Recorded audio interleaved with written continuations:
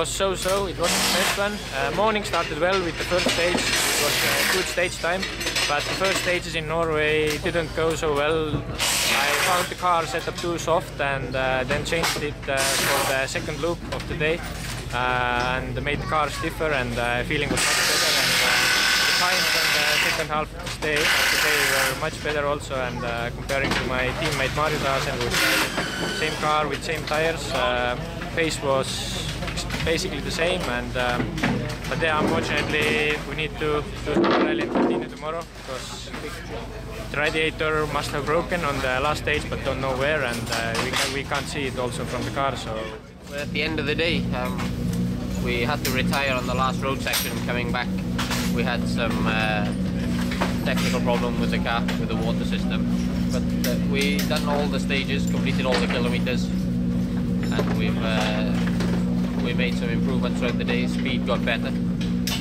so it's a bit unlucky, but the guys will try and look through the car now and see if they can find what's wrong, and hopefully we can restart again in the morning.